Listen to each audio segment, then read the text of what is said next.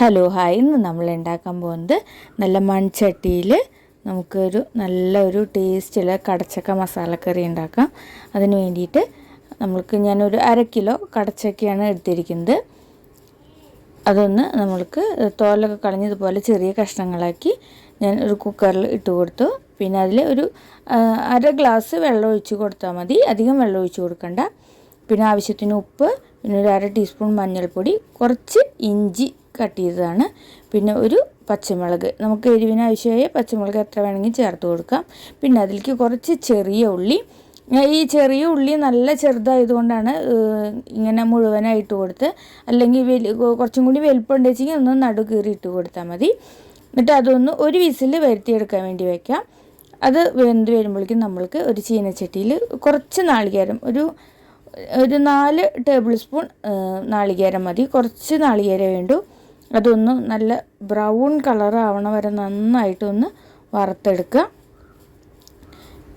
അത് നന്നായി വറുത്തെടുത്തതിന് ശേഷം നമ്മളതിലേക്ക് ഒരു 2 ടീസ്പൂൺ മല്ലിപ്പൊടി, ഒരു ടീസ്പൂൺ മുളക് പൊടി, നമ്മൾ പച്ചമുളക് ഇട്ട് കൊടുത്ത കാരണം ഒരു ടീസ്പൂൺ മുളക് പൊടി മതി, അതും കൂടി ഇട്ട് കൊടുത്തു. നമ്മൾ ലോ ഫ്ലെയിമിൽ ഇട്ടിട്ട് വേണം ആ പൊടികളൊന്ന് വറുത്തെടുക്കുക. എന്നിട്ട് ചൂടാറിയതിന് ശേഷം നമ്മൾക്കതൊന്ന് മിക്സിയുടെ ജാറിലിട്ട് നല്ല പേസ്റ്റായി അരച്ചെടുക്കണം. നല്ല പേസ്റ്റായി അരിഞ്ഞ് കിട്ടിയിട്ട് ഇനി നമ്മൾക്ക് വീണ്ടും കുറച്ച് ചെറിയ ഉള്ളിയും കൂടി എടുത്തിട്ട് ഇതുപോലെ നല്ല വട്ടത്തിലൊന്ന് കട്ട് ചെയ്ത് മാറ്റി വയ്ക്കാം. അപ്പോഴേക്കും നമ്മുടെ കുക്കറൊക്കെ വിസിൽ വന്നിട്ട് ഒരു വിസിൽ തന്നെ മതി. എന്നിട്ട് നമ്മൾക്ക് തുറന്ന് നോക്കുമ്പോൾ കടച്ചക്കൊക്കെ നന്നായി വെന്ത് വന്നിട്ട്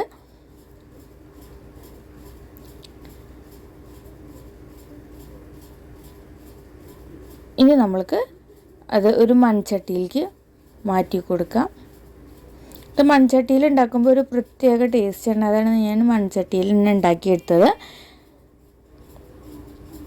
ഇനി നമ്മൾ അരച്ച് വെച്ചിരിക്കുന്ന ആ നാളികേരത്തിൻ്റെ മിക്സ് അതിലിട്ട് കൊടുത്തിട്ട് അതേ ആ ജാറിൽ തന്നെ കുറച്ചും കൂടി വെള്ളം ഒഴിച്ച് കൊടുത്തിട്ട് അതും ഇതിൽ ഒഴിച്ച് കൊടുക്കുക. എന്നിട്ടൊന്ന് നന്നായിട്ട് നമ്മൾ കയ്യിൽ വെച്ചൊന്ന് നന്നായിട്ട് മിക്സ് ചെയ്തിട്ട് ആ മസാലയൊക്കെ ഇതിൽ നന്നായി പിടിക്കാൻ വേണ്ടിയിട്ട് നന്നായി തിളപ്പിച്ചെടുക്കണം.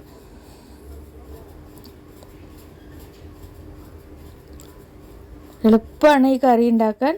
ഇത് പണ്ട് കാലത്തൊക്കെ ഇതേപോലെ ഇങ്ങനെ തന്നെയാണ് ഉണ്ടാക്കിയിരുന്നത്. കുക്കറിൽ വേവിക്കില്ല, നമ്മൾ കൽച്ചട്ടിയിലിട്ടിട്ട് തന്നെയാണ് വേവിക്കുക എന്ന് മാത്രമേ ഉള്ളൂ.